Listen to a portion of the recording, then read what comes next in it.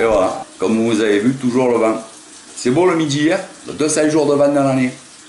Donc là, c'est 10 jours de vent comme ça. C'est le fameux Mistral. Et ben là, c'est pas la peine d'aller pêcher, quoi. Ça sert à rien, quoi. Même le poisson, il n'aime pas ce vent. On comprend pourquoi, il est glacé. Et puis voilà, c'est pas bon pour la pêche, pour ce vent, c'est un vent de terre. Il vous vient dans le dos, donc il repousse toute la chaîne alimentaire vers le large. Et au contraire, ici, les vents de sud sont bons. Ça ramène le poisson vers le bord, la chaîne alimentaire. Voilà. Donc là, forcément, il ne pleut pas dans le midi. Hein. Il ne pleut pas souvent, parce qu'avec ce vent, il ne peut pas pleuvoir. Même les nuages, il n'aime pas, ils s'en vont. Voilà. Donc voilà, c'est un véritable fléau. Et là, il y en a encore pour 10 jours, apparemment, d'après la météo. Allez, on va passer à la vidéo. Bonjour, rebonjour, parce que c'est la deuxième vidéo du jour, pour ceux qui ont suivi, les abonnés qui ont pris depuis le début de la journée.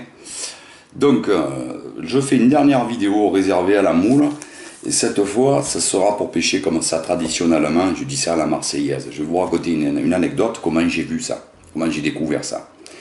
J'étais gosse et je pêchais sur une digue, à l'esque traditionnellement, je commençais à pêcher, j'étais petit. Et sur les coups de 9 heures, l'eau calme, la mer elle ne bougeait plus, mais vraiment très calme, le calme absolu, une grosse chaleur, et à 9 heures, plus de tout, je pleurais, ça mordait pas mal à l'esque, je faisais les petits poissons de roche, machin, et pleurais. Et du coup, je vois débarquer un gars, avec une canne à coups, un montage hyper simple, je ne voyais pas trop. Après, par la suite, je me suis rapproché, j'ai un peu discuté, j'ai regardé ce qu'il faisait. Et un sac en jute. Et ce gars, je le vois, commence à pêcher au bord, à 2 mètres, pas plus au bord, ou carrément collé au bord, ou à 2 mètres dans les trous des rochers. À 2 mètres du bord. Et posait sa ligne et constamment relevait du poisson. Et il avançait. Il avançait, comme ça, il faisait tous les trous de la digue. Que comme ça, que au bord, hein. Juste au bord, il avait une canne à coups. Une canne à bouchon, mais sans bouchon, après je vous explique. Et quand il est revenu, je lui ai demandé ce qu'il pêchait, et il m'a dit quand la mer est calme comme ça, quand la mer est calme comme ça et que ça ne mord plus, il faut pêcher comme ça. Et il avait dans un sac de jute des moules. Voilà. Et à chaque trou, pratiquement, il faisait un poisson, mais que des beaux poissons de roche. Barbarelle, dans le sud, c'est la barbarelle, je crois que dans le nord, c'est la blénie. C'est ce poisson baveux aussi qu'on appelle très visqueux. Mais alors des monstres faisaient des trucs comme ça, des barbarelles. Des roucaos, des très beaux roucaos, des sarans. Enfin, il n'arrêtait pas alors que tout le monde ne pêchait plus rien. Voilà. Alors aujourd'hui, voilà, je vais vous révéler cette technique. C'est pas un secret en soi parce que vous allez voir que c'est rien du tout. Mais c'est très prenant et il faut la connaître. Voilà. Justement, si vous voulez, vous pouvez aussi partir à la pêche qu'avec ça, sans vos esques traditionnels et tout. Et juste avec une canne. Donc voilà, c'est une pêche qui est très lucrative pour le poisson de roche cette fois, parce qu'on ne fait que le bord, on ne fait que les trous. Donc voilà, on va se retrouver en plan rapproché, et d'abord je vous montre le montage. Pour faire ce montage, il nous faut un plomb, pas langrotte, une olive aussi, c'est bon, hein, on va l'accrocher, on fait une très simple, de toute façon. Voilà, un 30 grammes, là j'ai un 30 grammes ici, mais un 20 grammes ça fera l'affaire ici. Aussi, pas la peine de plomber comme un malade parce que bon, c'est partant quand la mer est calme déjà, et puis on est juste au bord et on va tendre le fil, on va de suite sentir la tension, hein, voilà. Un 30 grammes c'est bon, un 20 grammes aussi, voilà. Et n'importe quel plomb, puisqu'on va l'accrocher comme ceci, on va juste passer notre fil ici, dans la bouclette là, ou un plomb palangrotte à 2 francs 6 sous, le premier prix, ou une olive encore une fois. Voilà, on fait ça, hop, tout simplement, on fait une boucle, on passe le plomb dans la boucle, et voilà, c'est terminé, c'est pas plus compliqué que ça, c'est tout, voilà. Je vous ai pas précisé, je suis directement sur le corps de ligne là, hein. Donc, je vous ai expliqué l'anecdote de ce gars que j'avais rencontré il y a des années, et qui pêchait comme un fou. Donc là ici ce fil il arrive directement de mon moulinet ou de ma canne à coups, d'accord, voilà. Donc fil de la canne à coups directement ou du moulinet sorti des anneaux, voilà. Donc il n'y a pas d'émerillon et il n'y a pas de bouchon. Si on est à la canne à coups, hein, on va directement aller à fond. Voilà. Donc je vais prendre un hameçon monté. Ici j'ai un numéro 6. Mais pour cette pêche, on prendra... on va prendre un hameçon numéro de 10, 12, 14. Vous avez le choix. Voilà. Au plus vous descendez petit, au plus vous piquerez de petits poissons. Au moins vous raterez de petits poissons, mais vous piquerez aussi des gros. Avec du 14, mais quand même de beaux poissons. Donc voilà. Donc on est de 10 à 14 en numéro d'hameçon. Le fil c'est du 30 centièmes. Ici je vous conseille 28-30, ça suffit largement. Et l'hameçon du 14 on a dit, et on prendra du 26 centièmes, ce sera parfait, 26-28 centièmes en bas de ligne l'hameçon. Voilà. Alors on va continuer comme ça, on va monter environ à 50 cm au-dessus du plomb. Et à 50 cm au-dessus du plomb, on va faire tout simplement une boucle, comme ceci. Je m'en rapproche.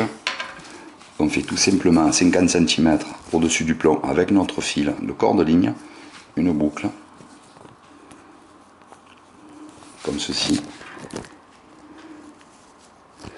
On passe dans la boucle. C'est un nœud bâtard, vraiment. Hein, voilà. Comme ça. On mouille un peu. Hop. Voilà. On fait comme ça. On ne serre pas trop, sinon le nœud va se défaire.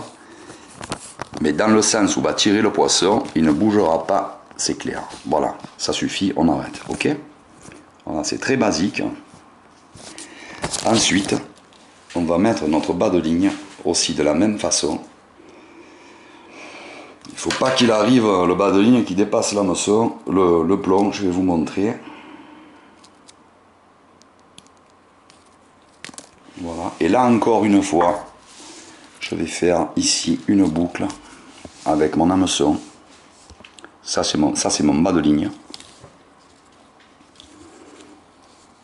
Voilà.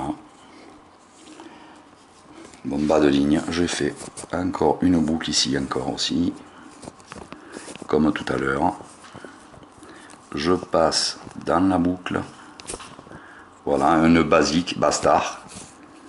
Comme ça, pas plus, pas la peine de s'embêter. Je le serre ici. Voilà, comme ça. Je coupe mon excédent de fil.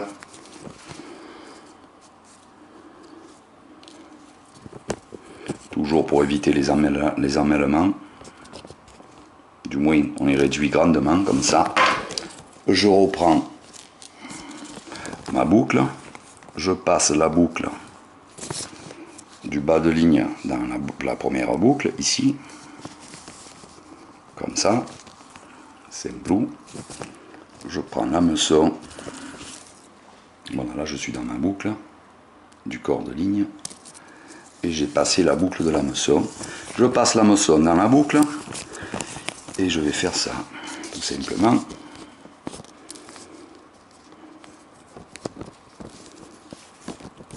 Boucle dans boucle, voilà, tout simplement. Voilà. Ok, voilà. Et je peux y aller, il n'y a pas de souci. Alors, on va voir que je suis ici, juste au-dessus de mon plomb. Voilà. Voilà. La longueur de la ligne à peu près. Vous voyez, le plomb est là. J'arrive juste au-dessus, c'est à peu près ce qu'il faut. Hein, entre 5 et 10 cm au-dessus du plomb. Voilà. Comme ça, quand le plomb est au fond, l'hameçon restera légèrement au-dessus et sera mieux visible. Voilà, tout simplement. Mais au fond, parce qu'il faut toucher le poisson de roche qui lui monte pas entre deux os. Voilà. Voilà les amis. Alors on va faire l'échage maintenant avec une moule. Je vais vous montrer, c'est tout bête. Voilà. Je commence à ouvrir ma moule. Pas besoin de se prendre la tête parce qu'on va la racler à blanc. Voilà, on va tout prendre. On repère un peu le nerf là, ici, là. Ok. Et ce qu'on peut faire d'ores et déjà, comme pour la moule emboîtée, c'est pour pas perdre de vue notre nerf et commencer un bon échage. On va faire comme ça. Tac, on a les nerfs ici. Je vous remontre.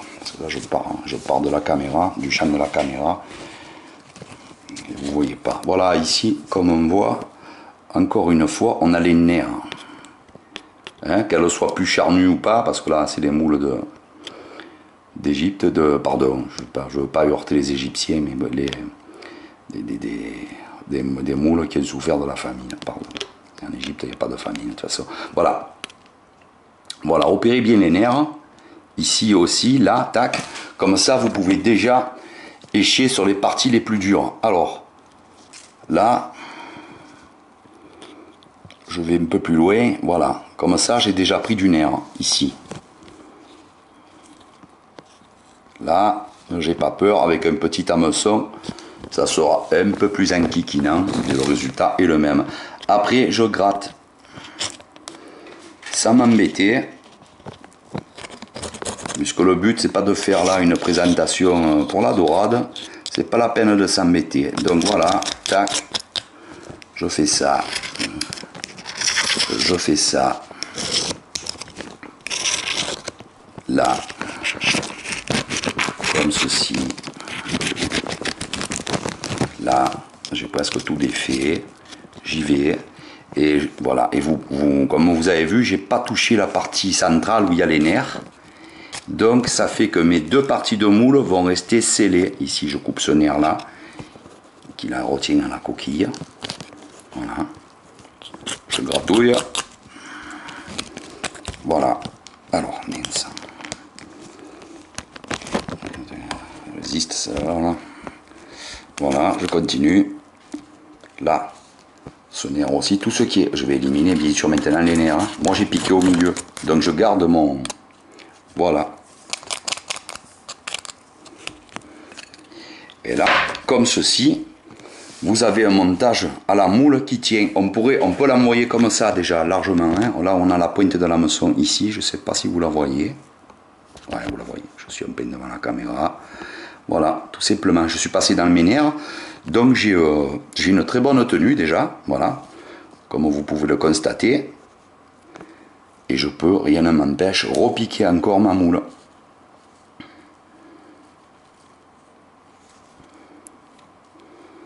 On la repiquer pour faire un pâté un peu moins gros.